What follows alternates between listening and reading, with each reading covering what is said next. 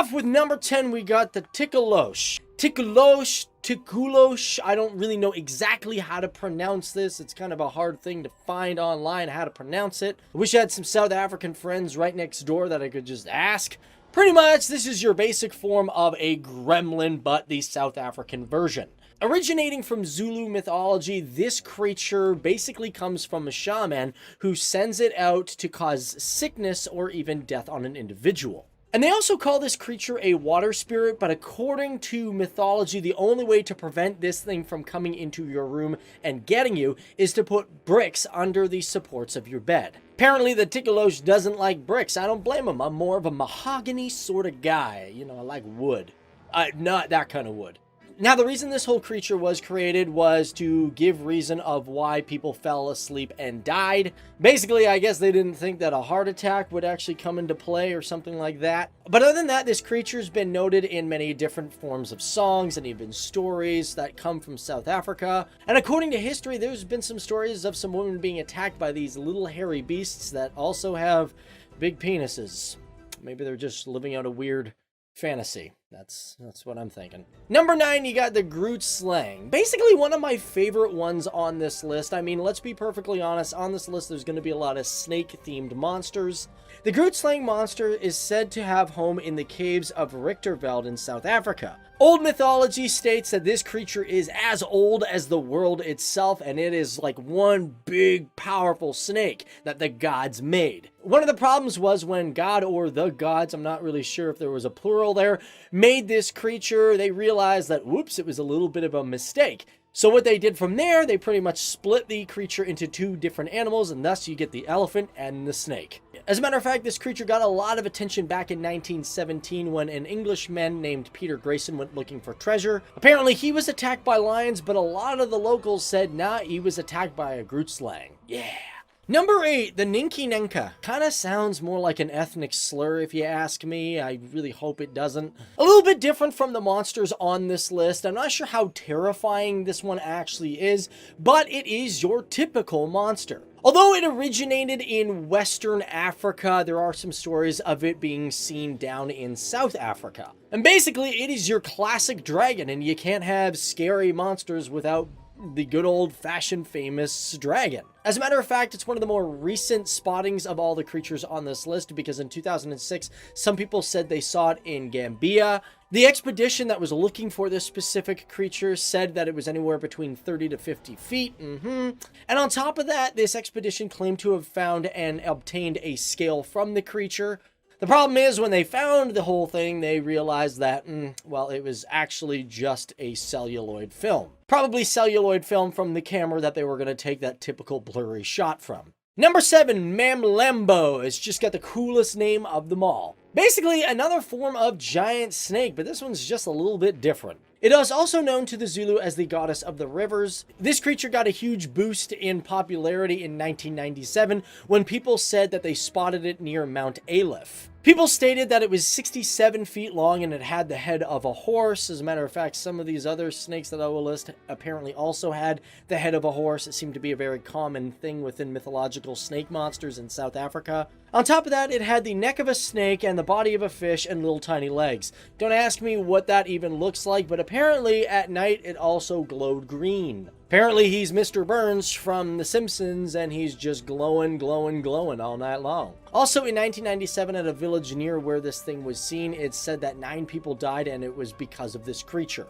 On top of that, according to the myth, it's apparently a brain-sucking creature. So it gets right in there and it sucks your brains out. It's not a zombie, it's just the brain-eating son of a gun. And of course, for that one, people went looking for this creature, but to date, there's been absolutely no evidence of this thing actually existing. By the way, guys, before I continue in this video, I just want to let you know that this is kind of new content for us, doing like scary mythological creatures and stuff from countries. So if you're liking this and you want more content around this, just hit that like button so I know. Yeah. Number 6, the lightning bird. Now, this one's real interesting. This creature came about probably out of confusion that people thought the hammerkop bird was in fact the lightning bird. Originating in South Africa, a lot of tribes that were either Xhosa, Zulu, or Pondo believed in this creature. Basically, it was a bird that was the size of a person and fed on your blood. And people believed back in the day that the fat within the bird could just help this thing get powers to explode into flame and cause lightning bolts to strike on its victims. That's got a lot of cool powers. Like, sorry, all you Pokemon out there, eat your heart out. This thing is way better. Of course, there's a lot of confusion about what this creature actually was. Some people are saying, yeah, it's just a vampire because apparently it turned into a human being when it sucked on the blood of people. And then when it sucked on the blood of birds, it turned into a bird. So, you know, it's also a shapeshifter, apparently. As a matter of fact, some people believe in this so much that in 2005, this is kind of a bit of a sad story, that a 2-year-old boy was killed because a man thought he was a lightning bird. Or a lightning bird, I should say. Number 5, the Colomodulo. This has got to be one of the biggest creatures on this list because he ate everything. Or she, it could be a she. Short one here, but apparently this was one of the first creations when the world started way back in the day. Story is that this giant creature ate all the animals in the world and all the people of the Basuto tribe, except for one woman. She apparently gave birth to her son, Senkanata, who apparently returned back to the village and was like, yo, where did everybody go? And she was like, this monster just ate everybody. And Senkanata, being enraged, decided to get revenge, and he was pointed to the direction which looked like a giant mountain because he was that big and fat from eating everybody. And smart Senkanata maneuvered around him and split open his belly, killing the creature, and of course, freeing everybody, all the animals, and the people to repopulate the earth. So we can all blame Senkanata for the overpopulation issues that we have today. Senkanata, you done wrong! Number 4, the Ikinyamba. I think that's how you pronounce it, but either way, it is a snake that has got one ugly face. I mean, you thought my face was just, no, this is like, yeah, my head on a snake.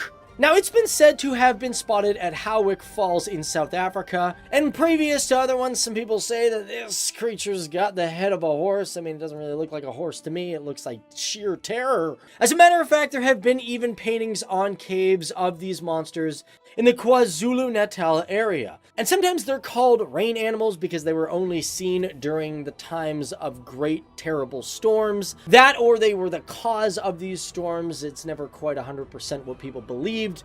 And it's funny, even in 1998, this creature was blamed for a really bad storm within South Africa. There's of course a photo of this creature that suggests this creature exists, but many people say it's what you call an Anguilla marmorata, which is a freshwater eel that can be at least 6 feet in length. Number 3, the Alaba. This is, okay, it's not a scary one, guys, but I just wanted to throw this one in. It's South Africa's version of a unicorn. Okay? Okay, it's not actually really a unicorn. It's the closest thing. It's apparently got, 2 horns on the side of its head. And apparently Alaba is another word for rhinoceros. Okay, I know you guys are getting all mad because you're like, yo, it's 10 scary mythological monsters from South Africa. Let's just be real. Okay, the real title should have been, it's 9 plus 1 unicorn. Okay? All right? We good? Number 2, an original one on this list for monsters, and that is the Umdlebe. I think that's how you pronounce it. Basically, it's a tree that kills. This creature was made popular after a report on November 2nd, 1882 by Reverend G.W. Parker. He described this thing as a somewhat dead-looking tree that had, kind of greenish leaves around it, but the weird part was it had skulls, skeletons, and all that sort of stuff around its base. Not gonna lie, I wouldn't think it was a tree. I would think it's just a sacrificial point, and I'd be like, I'm getting out of here. Apparently, this tree was very, very poisonous. I mean, even in a minor setting, it would give you either a headache or bloody eyes. This tree, however, administered its poison through the gas and air around it. And it's also said that the soil immediately around it was completely lethal, so if people went to chop the tree down, it would kill you. And that's why there's skeletons around it. Yay! It's like a moat of skeletons, to keep the animals away so they don't eat their nuts. According to mythology, the Zulu people also sacrificed goats to the Umdlebe tree, so, the tree wouldn't be so mad, because that makes a lot of sense. However, though, this is probably all debunked because, it's been over 100 years since this thing was first reported, and nobody's seen a thing like that since. And number 1, probably my most favorite one, is the mermaids of the Karoo. This one goes way back. As a matter of fact, it's commonly believed that the Karoo at one point was, underwater, and that's why there were mermaids that were in the area. And this myth goes so far back that in the Klein Karoo region, there were rock paintings of people with fishtails. As well, in 1975, there was a farmer in Mullins River who said that he saw this creature. It lived beneath the waters. And what makes this one dangerous, mermaids are supposed to be all pretty and all that. Well, apparently they lure people in, snatch them, and bring them down to a watery grave. Don't ask me why people are believing that there are mermaids in the Karoo region, which is like basically the driest region of South Africa. Maybe it's just to remind people that water is very, very precious. I don't know. A second hurts really bad in the face of eternity, but only for a moment. So starting at number 10, we have vampires. Though their portrayals will vary across culture, there are a few things that remain the same. Vampires feed on the living to remain immortal. They also hate sunlight, so they try to avoid that as much as possible. And they got these really sharp teeth, of course, to feed on their victims' blood. Now, often a metaphor for the dangers of sexual desire, vampires have become a staple in pop culture for over 100 years. Vampires also got a huge push in popularity with Bram Stoker's novel Dracula. He will live through the centuries to come, as I have lived. Demons come in at number 9. So check this out, guys. The term demon comes from the Greek word daimon, meaning deity or lesser spirit. Now, demons were fallen angels who followed Lucifer from the time that he was cast out of heaven by God. And demons are usually associated with evil, but in pre-Christian and non-Christian cultures, demons actually were not necessarily good or evil. They were kind of like neutral. Then again, there could be good demons and bad demons, not just evil. Now, demons can also take on the form of humans, like in the case of an incubus, for example, which is a demon in the shape of a human male for the purpose of literally just committing sexual acts. Or there's also the succubus, which is the female version of incubus. Me and Daddy. No way. Number 8, we have werewolf. So the werewolf is a mythological animal type creature, and it's a subject of many stories throughout the world. And werewolves are, according to some legends, people who morph into these terrifying yet powerful wolf creatures. Others are half human and half wolf, but all are just bloodthirsty beasts who can't control their desire to destroy people and animals. Now, in many werewolf stories, a person only turns into a werewolf when there's a full moon, and that theory may actually have some kind of truth to it, because according to a study conducted by Australia's Calvary Mater Newcastle Hospital, a full moon actually brings out the beasts inside of humans, and they actually notice a spike in crime rate when there's a full moon.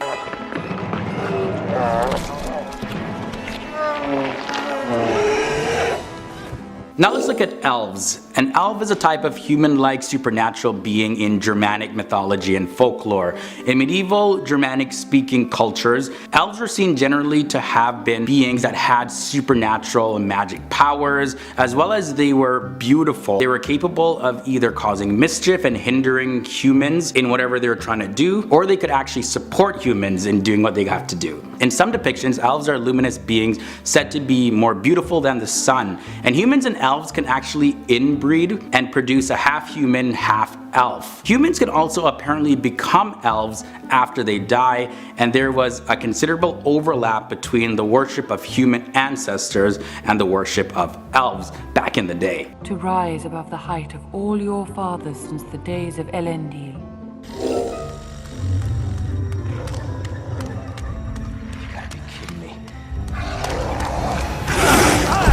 Next up, we have the Hellhound. The Hellhound is a dog of hell found in mythology, folklore, and fiction. Hellhounds typically have features such as being bigger than other types of hounds, as well as black fur, glowing red eyes, super strength or speed, as well as ghostly or phantom characteristics. They can like disappear, appear. And sometimes they even have the ability to talk talk. They're often assigned to guard the entrance of the world of the dead or undertake duties related to the afterlife or the supernatural, such as hunting down lost souls or guarding supernatural treasures. As the legend goes, if a person happens to see a hellhound 3 times, he or she will die an abrupt and unseen death.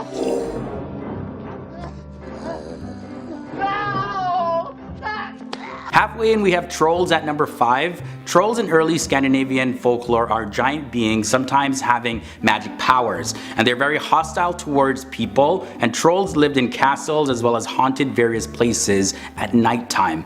If exposed to sunlight, they burst or turn to stone. Now in later works, trolls often were human-sized or even smaller beings, similar to dwarves or elves, and they lived in mountains or under bridges. And trolls in modern tales for stories also lived under bridges, and they would bother travelers in various different ways. Ariel, listen to me. The human world, it's a mess. Mermaids come in at number 4. Now mermaid, as well as the masculine term merman, they're marine creatures with the head and upper body of a human being and the tail of a fish. In European folklore, mermaids, sometimes called sirens, and mermen were beings who, like fairies, had magical and prophetic powers. They loved music and they often sang, and though they could live a very long time, they were mortal and they actually had no souls. Though sometimes they were kind, mermaids and mermen were often very dangerous to people. And to see one while you were on a ship voyage means that, well, you're gonna get shipwrecked real soon. They were often up to no good. They would sometimes lure people to death by drowning. So if you saw one at the sea, don't look. Just look away. Cover your ears.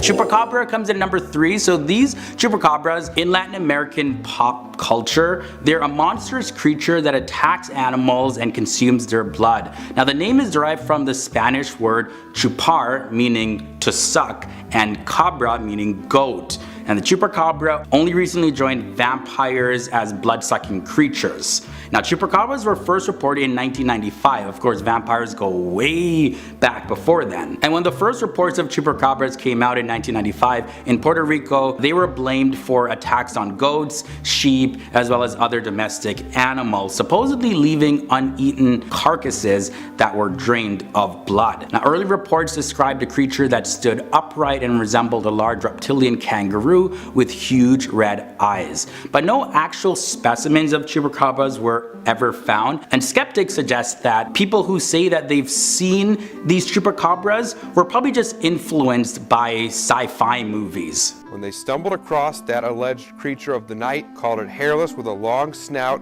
short front legs, and long back legs.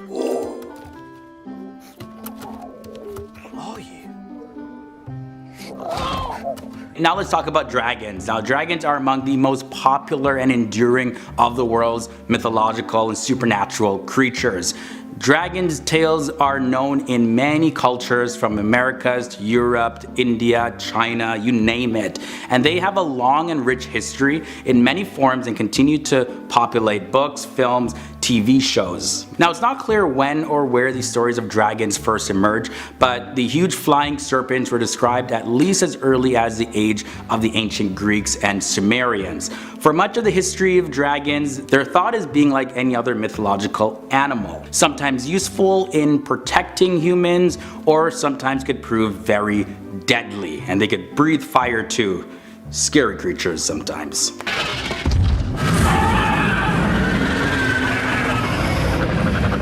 And finally, number 1, we have zombies. So the zombie are undead creatures that are frequently featured in works of horror, fiction, and film.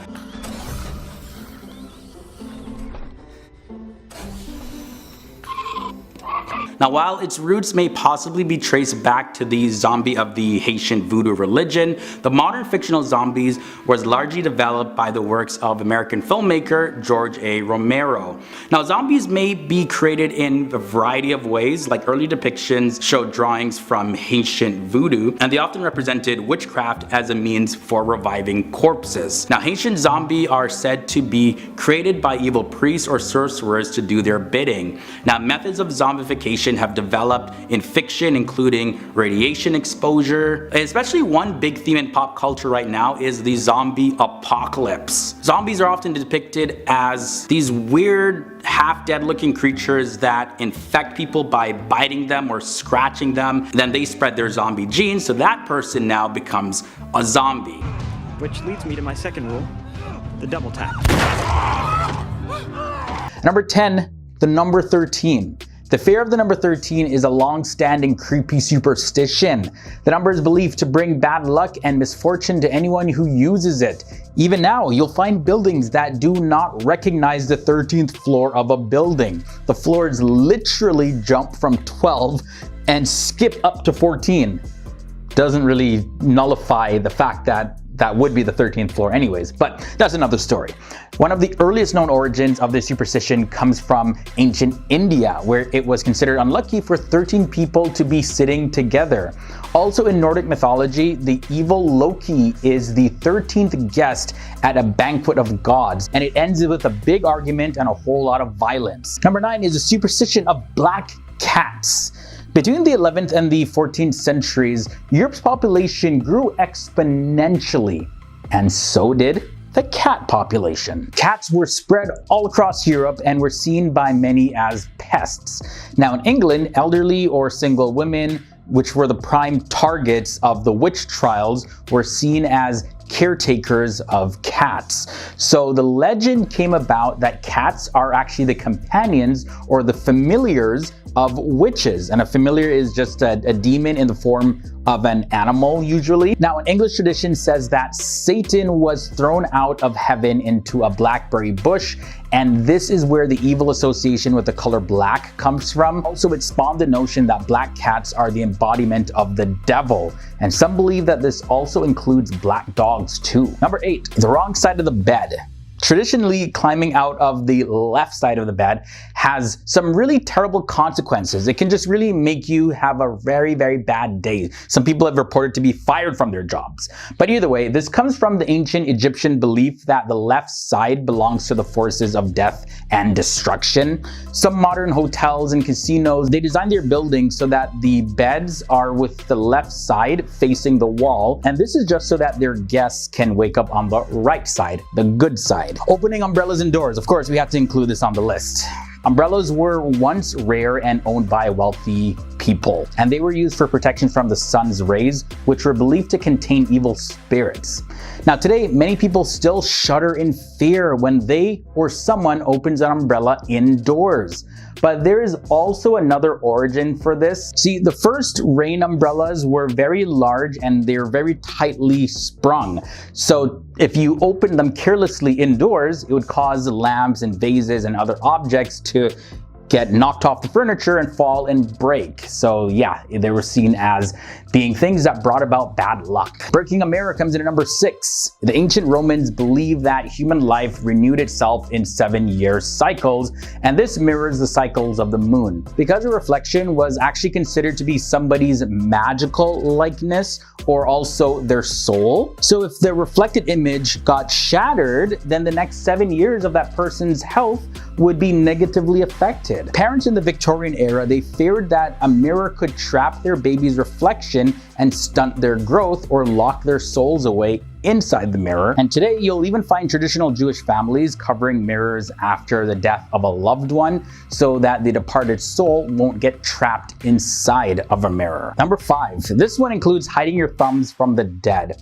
This superstition comes from Japan, and showing your thumbs when walking past a graveyard or near a funeral car is a big no-no.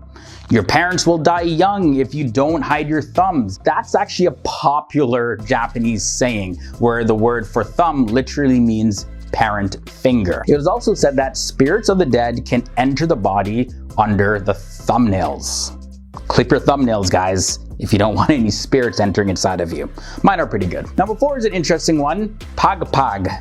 According to Philippine tradition, pagpag literally means to shake the dust or dirt off. It also is a superstition that says that you should not go straight home from a wake or a vigil for somebody who died. Instead, you're actually to go and spend some time somewhere else just to confuse the spirits that may be following you home. Usually, Pagpag is done in a convenience store or a 24-hour fast food restaurant, since those are usually the places that are open late at night. This next one is scary. The seventh son will be a werewolf. Okay, so this is an Argentine superstition, and it says that the seventh son is bound to turn into a werewolf. This is an old myth actually, but it made headlines in the year 2014 when people were saying that the former Argentine president, Cristina Fernandez de Kirchner, had adopted a boy as her godson to prevent him from turning into a werewolf. But either way, it actually turned out that she did adopt a boy, but the reason was that the seventh son or the seventh daughter of Argentine families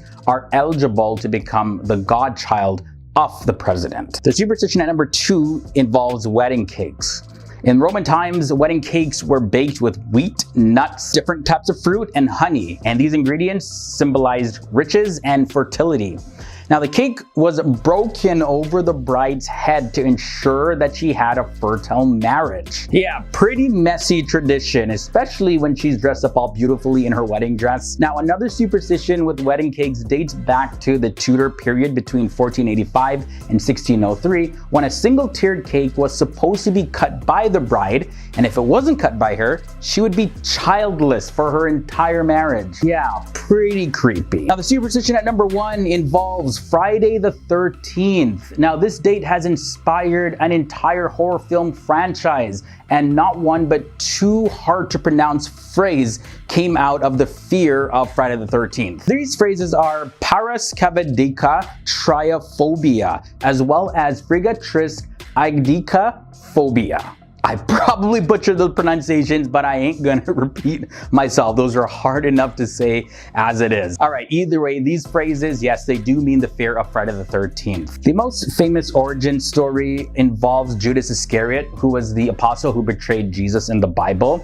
He was believed to be the 13th person at the Last Supper. Jesus was crucified on Good Friday, which got linked to the number 13 for a day that was unlucky or unholy. And Friday the 13th was also the day of the mass execution of the Knights Templar, and that was on Friday, October 13th, 1307. And also, a fun fact, did you know that Spanish-speaking countries, like instead of Friday the 13th, Tuesday the 13th is considered the bad or unlucky or an unholy day? Yeah, that surprised me. I had no idea that even existed, Tuesday the 13th.